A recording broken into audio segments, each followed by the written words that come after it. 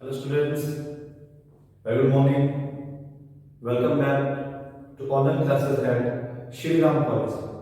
तो स्टूडेंट्स, आज हम करने वाले हैं बीए सेकंड ईयर के सिलेबस में एक बहुत ही इंटरेस्टिंग, बहुत ही सेलिब्रेटेड पॉइंट है जिसका नाम है the lotus figures by Alfred Lord Tennyson. तो टेनिसन की आज हम पॉइंट करने वाले हैं जो कि आपके सिलेबस बीए सेकंड ईयर के अंदर यूनिट फर्स्ट के अंदर है स्टूडेंट्स।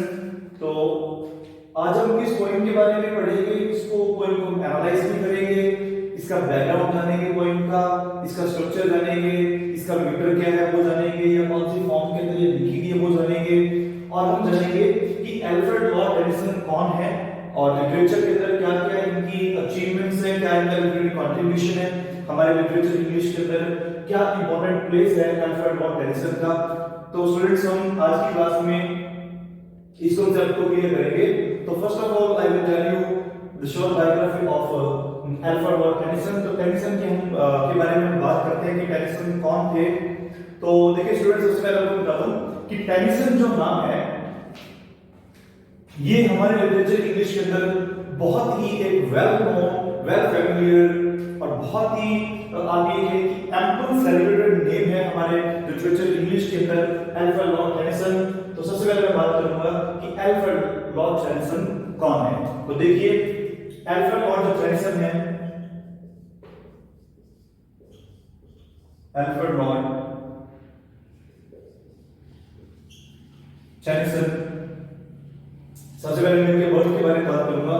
तो इनका जो बर्थ होता है वो होता है 6 अक्टूबर 1809 के अंदर होता है। कहां पे होता है? इंग्लैंड के अंदर, लिंकनशायर एक जगह है इंग्लैंड के अंदर, तो वहां पे इनका बर्थ होता है अल्फ्रेड लॉर्ड टेनिसन का। कहां पे होता है? 6 अक्टूबर 1809 में लिंकनशायर जगह है इंग्लैंड के अंदर, वहां पे इनका जो बर्थ होता है और जो इनकी डेथ होती है वो होती है 6 अगस्त 1892 के अंदर। और वो भी कहां पे होती है इनकी डेथ भी? इंग्लैंड के अंदर ही डेथ होती है इनकी। ओके स्टूडेंट्स, तो अभी आपको फर्स्ट ऑफ ऑल मैंने बताया कि इनका जो जन्म है वो 6 अक्टूबर 18 हाँ जी स्टूडेंट्स, तो इनका जो बर्थ है वो 1809 इंग्लैंड में होता है और इनकी जो डेथ होती है वो कहां पे होती है? 1892 के अंदर इंग्लैंड में होती है। सॉरी, यहाँ पे अगस्त है और यहाँ पे अक्टूबर है। Okay students, well sorry for that mistake. 6 अगस्त 1809 में इंग्लैंड में लिंकनशायर में इनका जन्म होता है और 6 अक्टूबर 1892 इंग्लैंड के अंदर ही इनका जो डेथ हो जाती है इनकी। और इनका जो रेस्टिंग प्लेस है, इनका जो रेस्टिंग प्लेस है, resting place of Tennyson is Westminster Abbey, Westminster Abbey. अब देखिए जो वेस्टमिनिस्टर एबी है ये एक सिमेट्री है। ये क्या है? एक सिमेट्री है, ये ग्रेवयार्ड है। ये क्या है? एक सिमेट्री है जिसको आप ग्रेवयार्ड भी बोल सकते हैं। बहुत ही फेमस सिमेट्री है, बहुत ही फेमस ग्रेवयार्ड है इंग्लैंड का वेस्टमिनिस्टर एबी, जहां पे जो हमारे लिटरेचर इंग्लिश के मोस्ट सेलिब्रेटेड जो पोएट्स हैं, one of the greatest poets like Geoffrey Chaucer, William Wordsworth, कुछ इस तरीके के जो मैं बड़े नाम आपको बता रहा हूं, वो बड़े नाम हैं, वो कहां पे उनको बुलाइट किया गया है, कहां पे उनको दफनाया गया है? वेस्टमिनिस्टर एबे के अंदर उनको दफनाया गया है। इनके वेस्टमिनिस्टर एबे बहुत ही फेमस सिमेट्री है। इस सिमेट्री से जुड़ी हुई एक आपको मैं इंटरेस्टिंग इवेंट बताता हूं। हमारे लिटरेचर इंग्लिश के अंदर एक बहुत ही फेमस पोएट है जिनका नाम है अलेक्जेंडर पोप। स्टूडेंट्स, आपने लिटरेचर इंग्लिश में बिल्कुल नाम सुना होगा, फर्स्ट ईयर में आप पढ़ चुके हैं। इनकी बहुत ही एक फेमस पॉइंट थी आपके सिलेबस के अंदर, अलेक्जेंडर पोप की स्टूडेंट्स आप पढ़ चुके हैं। सॉलिट्यूड की पॉइंट आपके सिलेबस के अंदर, तो आप उसको पढ़ चुके हैं। अलेक्जेंडर पोप के साथ क्या हुआ था कि अलेक्जेंडर पोप की इच्छा थी कि इसको कहां पे बुराइट किया जाए? इनको वेस्टमिनिस्टर एबे में बुराइट किया जाए। ओके स्टूडेंट्स, लेकिन इनके साथ ऐसा नहीं हुआ और ये उस चीज से हो गए डिप्राइव। मतलब ये हुआ कि वेस्टमिनिस्टर एबे के अंदर इनको जगह नहीं मिली और जिस तरह उन्होंने अपनी पॉइंट्स के अंदर भी आपको रिफ्लेक्ट ये करते हैं कि इनको बहुत ही डिपेंडेंस है, बहुत ही पछतावा है, क्योंकि ये भी चाहते थे कि इनको भी जो रेस्टिंग प्लेस है वो कहाँ मिले, कुछ ग्रेटेस्ट पॉइंट्स के साथ मिले, लाइक जॉफरे चौसर, विलियम वर्ड्सवर्थ है, विलियम कलिंस, लाइक कुछ इस तरीके के बहुत ही फेमस पॉइंट्स जो हमारे लिए हैं वेस्टमिंस्टर एबी के अंदर उनको दफनाए गए हैं। अलेक्जेंडर पोप की इच्छा थी कि उनको वहां दफनाया जाए, लेकिन इनको वहां पे दफनाया नहीं जाता। तो ये एक इंटरेस्टिंग इवेंट थी अलेक्जेंडर पोप की, one of the greatest poets of literature English classical era के बहुत ही फेमस पोएट है अलेक्जेंडर पोप, तो इनको वहां पे दफनाया नहीं गया। लेटर हम बात करते हैं इसके बाद में, ये तो है कि एल्फ्रेड लॉर्ड टेनिसन का जन्म कहां पे होता है, इनकी डेथ कब होती है, उसके हमने डेट्स देखे, उनके सेशन देखे 1809 के अंदर, 1892 के अंदर ऑलमोस्ट इनका जो लाइफ स्पैन रहा वो रहा 83 इयर्स। ओके स्टूडेंट्स, तो आगे हम बात करेंगे कि टेनिसन जो है वो कौन से एरा से बिलोंग करते हैं, कौन से एरा से बिलोंग करते हैं। यू नो कि हमारी जो लिटरेचर की हिस्ट्री है उसको हम एरास के अंदर डिवाइड करके पढ़ते हैं। तो एल्फ्रेड लॉर्ड जो टेनिसन थे ना, ये कौन से एरा से बिलोंग करते हैं, ये बिलोंग करते हैं विक्टोरियन एज से। किसे? विक्टोरियन एज या विक्टोरियन एरा से बिलोंग करते हैं हमारे Alfred Lord Tennyson. You can also say that Alfred Lord Tennyson is a greatest poet of Victorian age. Okay, अब जो विक्टोरियन एज है वो कब से कब तक थी वो उसके बात करेंगे। देखिए जो विक्टोरियन एज है ना, ये just after romantic as start होती है। तो आपको प्रीवियस क्लास में बिल्कुल बताया कि जो रोमांटिक एज थी वो मानी जाती है 1798 टू 1837 मानी जाती है। यहां पे हम क्या मानते हैं कि ये टेन्योर है किसका, रोमांटिक एज का है, फ्रॉम 1798 टू 1837। ये किसका जो एरा माना जाता है, रोमांटिक एज का टाइम पीरियड, उसका टेन्योर माना जाता है। तो इसके जस्ट बाद स्टार्ट होती है कौन सी, विक्टोरियन एज। तो विक्टोरियन एज का जो हम एरा मानते हैं उसको हम मानते हैं फ्रॉम 1837 टू 1901। ओके, तो इस बात का ध्यान रखें कि विक्टोरियन एज का जो टेन्योर है, इसका जो टाइम पीरियड है वो कहां से कहां तक है, फ्रॉम 1837 टू 1901, 1837 से 1901 तक है। अब इसको विक्टोरियन एज क्यों कहते हैं, क्योंकि इस समय इंग्लैंड में क्वीन विक्टोरिया का रेन था, उसका उस समय क्या था, शासन था, क्वीन विक्टोरिया का। और आपको मैं बता दूं कि विक्टोरियन एज को ही हम इंग्लैंड के लिटरेरी हिस्ट्री का क्या मानते हैं, गोल्डन पीरियड मानते हैं। क्या मानते हैं स्टूडेंट्स, इसको गोल्डन पीरियड मानते हैं। The golden period of literature history is Victorian age, क्योंकि एक तो ये था कि क्वीन विक्टोरिया के समय इंग्लैंड ने बहुत ज्यादा इंडस्ट्रियलाइजेशन किया, बहुत ज्यादा उनके उद्योग बढ़े और बहुत ज्यादा उन्होंने, आप ये कहें कि इंडस्ट्रीज को उन्होंने एस्टैब्लिश किया। तो सबसे जो एक रिच टाइम पीरियड माना जाता है इंग्लैंड में, वो विक्टोरियन एज माना जाता है। तो इसको हम लिटरेचर का गोल्डन पीरियड भी कह सकते हैं। और हमारे जो टेनिसन है, तो टेनिसन ने क्या किया था, विक्टोरियन एज के, चाहे तो वो हिस्टोरिक एस्पेक्ट थे, हिस्टोरिक थे, ओके, चाहे वो यहाँ के इकोनॉमिक थे, चाहे वो यहाँ के कल्चर थे, तो मतलब ये जो फैक्ट थे, हिस्टोरिक थे, इकोनॉमिक थे, कल्चरल थे या पॉलिटिकल थे, ओके, या रिलीजियस थे। तो एल्फ्रेड लॉर्ड टेनिसन ने क्या किया था, इन सभी एस्पेक्ट्स को बहुत ही सुंदरता से अपने कॉम्पोजिशंस में रिफ्लेक्ट किया है या उनको रिप्रेजेंट किया है। मैं फिर से रिपीट कर दूं, एल्फ्रेड लॉर्ड टेनिसन, जिनको बैरन भी कहा जाता है, बैरन टेनिसन भी कहा जाता है। तो स्टूडेंट्स, ये विक्टोरियन एज के पॉइंट है, विक्टोरियन एज से बिलोंग करते हैं। इनका जो जन्म है वो 6 अगस्त 1809 के अंदर लिंकनशायर इंग्लैंड में होता है और डेथ भी इनकी इंग्लैंड में होती है। कब होती है? 6 अक्टूबर 1892 के अंदर होती है। और इनका जो रेस्टिंग प्लेस है स्टूडेंट्स वो कौन सा है? वेस्टमिंस्टर एबे है वो, जो कि फेमस सिमेट्री है कहां पे? इंग्लैंड के अंदर। विक्टोरियन एज से बिलोंग करती है, जो कि उसका जो टेन्योर है कब से कब तक है? 1837 टू 1901 स्टूडेंट्स। और विक्टोरियन एज से जस्ट पहले कौन सी थी? रोमांटिक एज की बता दिया आपको मैंने। विक्टोरियन जो एज है इसको हम लिटरेचर की हिस्ट्री में क्या मानते हैं, इसको गोल्डन पीरियड मानते हैं। क्यों? क्योंकि इंग्लैंड ने बहुत ज्यादा इसमें इंडस्ट्रियलिस्टिक जो प्रोग्रेस की थी विक्टोरिया के समय, और टेनिसन ने क्या किया था, इंग्लैंड के हिस्टोरिक, उसके इकोनॉमिक, उसके कल्चरल और पॉलिटिकल एस्पेक्ट्स को अपनी पोएट्री में बहुत अच्छे तरीके से किया। ओके स्टूडेंट्स, अब आगे बात करेंगे कि टेनिसन के कुछ मेजर वर्क्स की बात करेंगे, या थोड़ा सा इसके लाइफ की बात करेंगे, कैसे कैसे ये आगे बढ़े, फिर कैरियर कैसे स्टार्ट हुआ, तो हम उसकी नेक्स्ट बात करते हैं।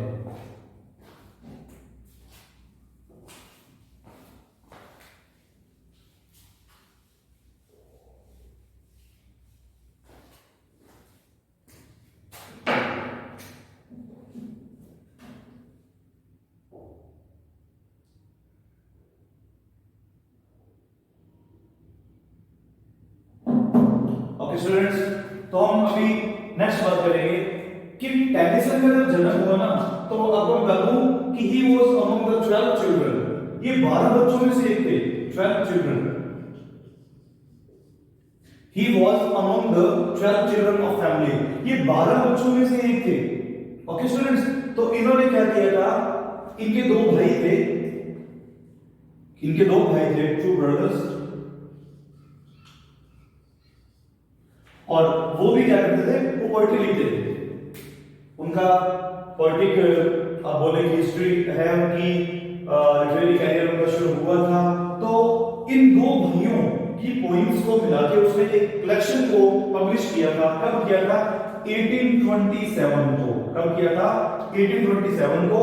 और इस कलेक्शन का नाम था poems by two brothers. Okay students, तो याद रखें इनका जो पहला पब्लिकेशन था वो था पॉइंट्स बाय टू ब्रदर्स के नाम से। कब था ये? 1827 के अंदर। ओके स्टूडेंट्स, तो इनका जो पहला पब्लिकेशन आया था वो कब आया था? 1827 के अंदर, points by two brothers. Okay, अब उसके बाद में बात करूं,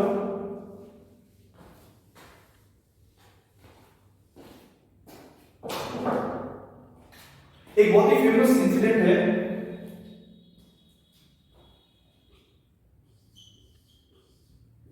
की 1828 के अंदर क्या हुआ था, एक ट्रिनिटी कॉलेज नाम से एक कॉलेज है, डबलिन यूनिवर्सिटी के अंदर है ये। कहां पे है ये? डबलिन यूनिवर्सिटी के अंदर। तो यहां पे इन्होंने एडमिशन लिया, टेनिसन ने 1828 में कहां पे एडमिशन लिया? ट्रिनिटी कॉलेज के अंदर एडमिशन लिया, और जहां पर इनकी फ्रेंडशिप होती है किसके साथ में? Arthur Henry hall. ओके, तो इनकी जो फ्रेंडशिप होती है वो किसके साथ होती है? ऑर्थर हेनरी हॉल के साथ होती है। कहां होती है? जब ये एडमिशन लेते हैं, कहां पे लेते हैं एडमिशन? ये ट्रिनिटी कॉलेज डबलिन के अंदर जब ये एडमिशन लेते हैं तो वहां इनकी मुलाकात इनसे होती है। अब ये भी क्या थे? ये इनके बहुत अच्छे मित्र बन जाते हैं, और साथ में ये क्या थे? इनके फेलो पोएट भी थे। क्या थे? फेलो पोएट भी थे। हालांकि लेटर ऑन क्या हुआ, बहुत ही अर्ली एज के अंदर, जस्ट 22, ये स्ट्रोक की वजह से इनकी डेथ हो जाती है। इनको हार्ट स्ट्रोक आता है, और हार्ट स्ट्रोक की वजह से ऑर्थर हेनरी हॉल की जो क्या हो जाती है? डेथ हो जाती है 22 साल की उम्र के अंदर। और उसके बाद में बहुत ज्यादा निराश होते हैं हमारे टेनिसन, और तभी उनकी जो फेमस एलिजी है, फर्स्ट एलिजी जो टेनिसन की है, ब्रेक ब्रेक ब्रेक, वो उन्होंने डेडिकेट की अपने फ्रेंड को। कौन सी एलिजी थी उनकी? Break break break. ये इनकी फेमस जो एक एलिजी है, ब्रेक ब्रेक ब्रेक, जो कि इसको डेडिकेटेड है उसके फ्रेंड ऑर्थर हेनरी हॉल को इन्होंने डेडिकेट किया इस एलिजी को। ये इनकी फर्स्ट एलिजी थी, शॉर्ट एलिजी। अब स्टूडेंट्स में बात करेंगे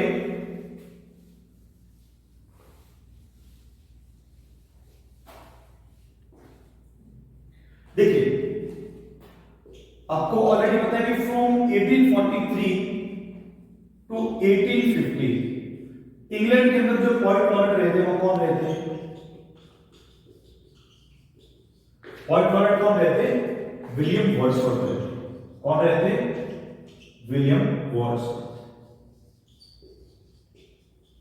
ओके स्टूडेंट्स, पोएट लॉरेट जो इंग्लैंड के अंदर रहे थे, यूनाइटेड किंगडम के, वो कौन रहे थे? विलियम वर्ड्सवर्थ रहे थे। कब से कब तक? From 1843 to 1850। तो आप ये मान सकते हैं कि इनका जो टेन्योर रहा एज अ पोएट लॉरेट वो रहा 7 इयर्स। विलियम वर्ड्सवर्थ का टेन्योर कब रहा था? 1843 टू 1850, 7 साल का।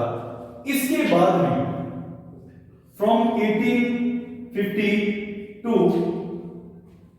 1892 यानी कि till his death Alfred Lord Tennyson 1850 से लेकर 1892 तक बने रहे पोएट लॉरेट। कौन बने रहे? Alfred Lord Tennyson. स्टूडेंट्स याद रखें इस बात को आप कि from 1850 to 1892 Alfred Lord Tennyson क्या बने रहे? पोएट लॉरेट बने रहे। और इनका जो टाइम रहा, जो टेन्योर रहा इनका, वो रहा 42 इयर्स का। स्टूडेंट्स एक बात याद रखें कि अगर क्वेश्चन ये आता है कॉम्पिटिशन एग्जाम में कि सबसे ज्यादा यूनाइटेड किंगडम के अंदर as a poet laureate tenure किसका रहा, तो आपका आंसर क्या होगा? अल्फ्रेड लॉर्ड टेनिसन का। कितने साल का रहा था? 42 इयर्स का रहा था। इनके बाद में कौन बने थे? अब देखिए यहां पे एक चीज बताऊं आपको कि यहां पे मैं लिख रहा हूं 1896 टू 1913। यहां पे कौन बने थे? Alfred Austin. कौन बने थे? Alfred Austin. इनका तो देख लीजिए कितने साल का रहा इनका? 70 इयर्स का इनका। अब बीच में ये देखिए यहां पे फ्रॉम 92 टू 96, इन 4 साल के अंदर क्या रहा था? यहां पे जो पोएट लॉरेट की जो आप कहें कि जगह थी वो क्या रही थी? वैकेंट रही थी, वो खाली रही थी। अब इसका रीजन क्या था? अब इसका रीजन ये था कि 92 के अंदर अल्फ्रेड लॉर्ड टेनिसन की होगी डेथ, तो उनकी डेथ के बाद में अल्फ्रेड जो ऑस्टिन बने थे वो तो बने थे 96 के अंदर। तो बीच में 4 साल तक किसी भी पॉइंट ने as a point laureate appoint होना एक्सेप्ट नहीं किया। वो क्यों नहीं किया? As a due respect to Alfred Lord Tennyson. Tennyson को रिस्पेक्ट देने के लिए कि इतने ग्रेटेस्ट विक्टोरियन पॉइंट है, तो इनके बाद में किसी ने भी just after death of Tennyson in 92 किसी ने भी उस पॉइंट लॉरेट की पोजीशन को एक्सेप्ट नहीं किया। क्यों नहीं एक्सेप्ट किया? As a respect to Tennyson. Tennyson को रिस्पेक्ट देने के लिए उन्होंने इस पोस्ट को एक्सेप्ट नहीं किया पॉइंट लॉरेट को। तो एक चीज ये ध्यान रखें आप कि 1843 से तक तो थे वर्ड्सवर्थ, उनके बाद में मिले थे टेनिसन। टेनिसन कब से कब तक? 10 से 12 तक। सबसे जो आप ये कहें कि जो सबसे लॉन्ग टेन्योर रहा एज अ पॉइंट लॉरेट वो किसका था? वो टेनिसन का ही था, 42 इयर्स का। ओके स्टूडेंट्स, तो इस बात को आप याद रखें।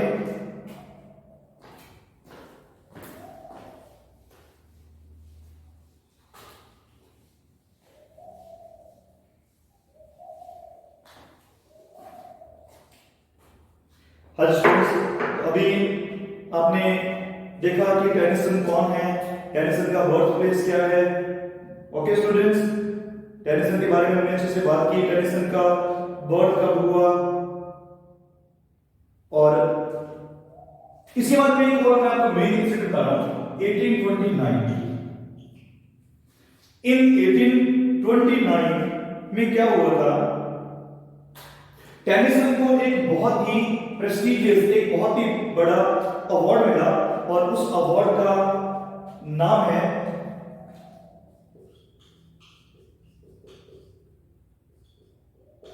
Chancellors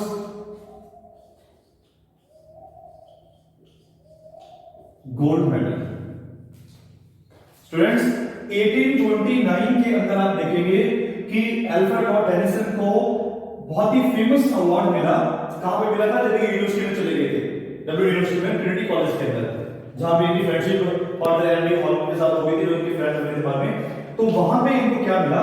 chancellors gold medal award मिला। ये अवार्ड किस लिए दिया गया इनको?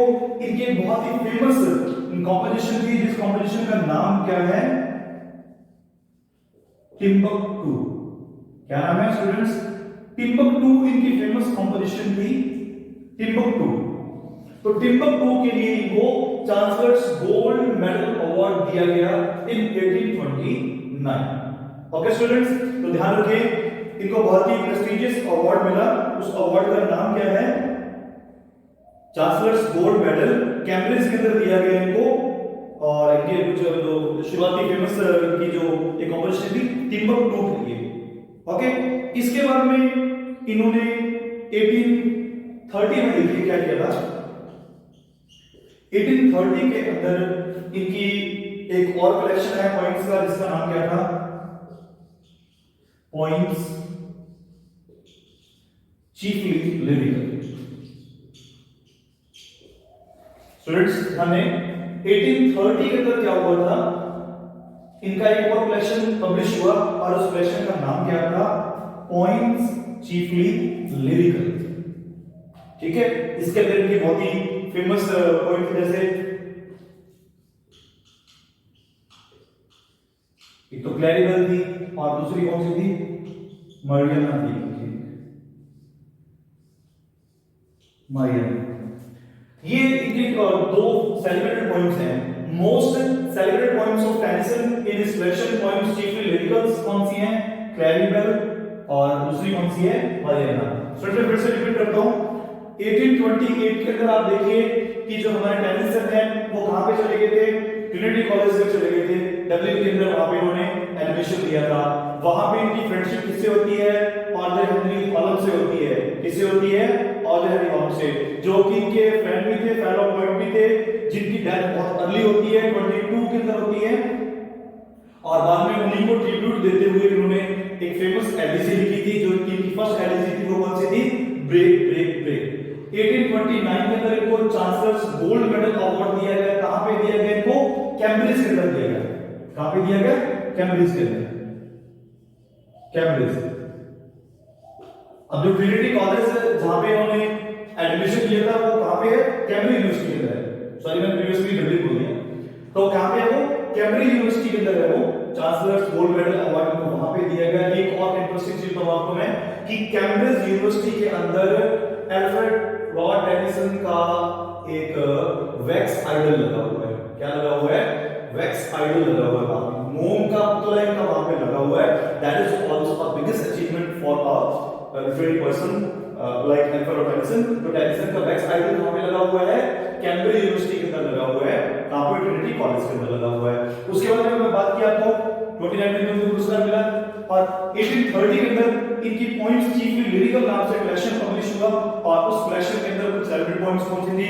लाइक क्लैरिबल थी, जैसे आपने बताया, और मैरियना थी। और ये इनकी बहुत ही फेमस पॉइंट्स रही। और इसके बाद में इनको जो अटेंशन मिला, देखिए 1830 के अंदर जब इन्होंने पॉइंट्स चीफली लिरिकल, क्लैरिबल और मरियना पब्लिश की ना, तो बहुत ही हमारे लिटरेचर के एक फेमस पोएट हैं जिनका नाम है एस.टी. कॉलेरिज। क्या नाम है? एस.टी. कॉलेरिज है। और एस.टी. कॉलेरिज ने इनको बहुत अटेंशन दिया। यानी कि आप ये भी कह सकते हैं कि एस.टी. कॉलेरिज ने भी इनको प्रेज किया, इनको एप्रिशिएट किया इनके इन वर्क्स के लिए। तो बहुत ही ग्रेटेस्ट पोएट रहे हैं एस.टी. कॉलेरिज। मेटाफिजिकल पोएट हैं, आपको बिल्कुल पता है इनके बारे में कि सैमुअल कॉलेज है। ओके स्टूडेंट्स, अब इसके बाद में एक टर्निंग पॉइंट आता है टेनिसन की लाइफ के अंदर।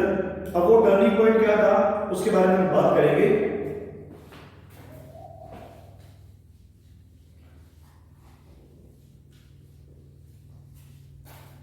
देखिए वो इन 1831 30 में इन्होंने पॉइंट्स चीफली लिरिकल पब्लिश किया, जिसके अंदर क्लैरिबल और मरियना थी। बहुत प्रेज मिला। एस.टी. कॉलेरिज ने भी इनकी तारीफ की, इनको एडमायर किया। 1831 के अंदर क्या हुआ? एक बहुत ही बैड इंसिडेंट हुआ टेनिसन की लाइफ के अंदर, क्योंकि इस समय क्या हो गया? इनके फादर की हुई डेथ। His father died. 1831 के अंदर इनके फादर की डेथ हो जाती है। तो फिर क्या हुआ, टेनिसन कैम्ब्रिज यूनिवर्सिटी से वापस लौट आते हैं बिना अपनी डिग्री लिए हुए। इन्होंने अपनी डिग्री कंप्लीट नहीं की, उसके पीछे सबसे बड़ा रीजन क्या था कि 1831 के अंदर इनके फादर की डेथ हो जाती है। तो डेथ के बाद में ये वापस आ जाते हैं और उसी ईयर में 1831 के अंदर क्या होता है, इनका जो फ्रेंड था आपने बताया था order Henry hall was engaged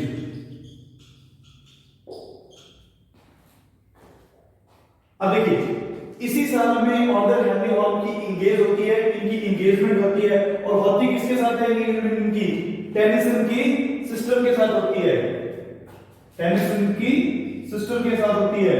इस बात को ध्यान रखें। 1831 के अंदर एक तो इंसिडेंट ये हुआ कि इनकी सिस्टर की जो इंगेजमेंट है वो इन्हीं के बेस्ट फ्रेंड किससे हो जाती है, ऑर्डर हेनरी हॉल से हो जाती है और उसी ईयर में इनकी फादर की डेथ हो जाती है। तो बाद में क्या होता है कि इन्होंने डिग्री को बीच में छोड़ देते हैं ये और वहां से ये वापस आ जाते हैं। तो ये एक टर्निंग पॉइंट, एक बैड इंसिडेंट रहा टेनिसन की लाइफ के अंदर। आइए आगे कुछ और बात करते हैं इनकी कॉम्पोजिशन के बारे में।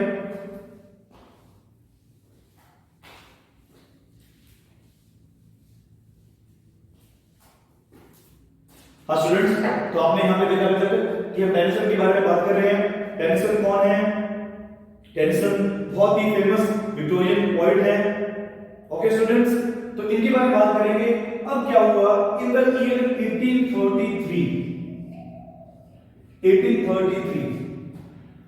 के अंदर एक इनका नया कलेक्शन सामने आया जिसके अंदर पॉइंट्स कौन सी थी, लाइक लेडी ऑफ शायद थी,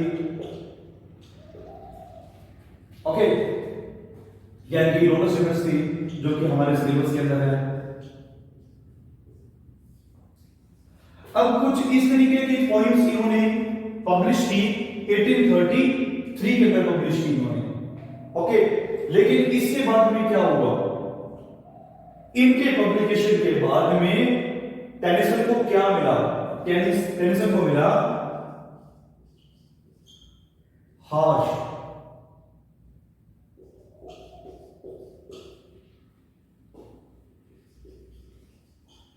अनफेवरेबल, मतलब इनको बहुत ही कड़ी आलोचना मिली, क्रिटिसिज्म मिला इनको। लेडी ऑफ शार्लोट के बाद में, लोटस रिवर्स के बाद में इसको क्या मिला, टेनिसन को बहुत ही क्रिटिसिज्म मिला, इसके लिए फेवरेबल बिल्कुल नहीं रहा। तो फिर उसके बाद में क्या हुआ, टिल 1842 तक इन्होंने कोई भी पोएम को पब्लिश नहीं करवाया क्योंकि बहुत ज्यादा डिप्रेशन में चला गया टेनिसन हमारा, क्योंकि इसको बहुत ही हार्श क्रिटिसिज्म मिला था, व्यूज बिल्कुल इसके पक्ष में नहीं थे, बहुत ज्यादा इसकी आलोचना हुई थी, स्कॉलर्स बहुत ज्यादा इसको क्रिटिसाइज कर रहे थे। तो दैट इज व्हाई क्या हुआ, फ्रॉम 1833 टू 1842 ऑलमोस्ट 10 इयर्स तक इसने कोई भी पोएम को पब्लिश नहीं करवाया। हालांकि ये सेल्फ आप कहेंगे सेटिस्फेक्शन के लिए पोएम्स लिखते थे जिनमें ब्रेक ब्रेक भी एक है, बाद में उन्होंने इसको पब्लिश नहीं करवाया। तो 1842 के बाद में उन्होंने दोबारा पब्लिकेशन अपना शुरू किया। तो आज हमने टेनिसन की एक शॉर्ट बायोग्राफी पढ़ी, इनके बारे में आप इसको बिल्कुल दोबारा देखेंगे। और कल हम करने वाले हैं लोटस रिवर्स जो कि बहुत ही फेमस पोएम है। हम इस पोएम के स्ट्रक्चर के बारे में बात करेंगे, हम इस पोएम के बैकग्राउंड के बारे में बात करेंगे और थोड़ा सा टेनिसन के बारे में और बात करेंगे। तो आज के लिए students, thanks for watching, have a good day.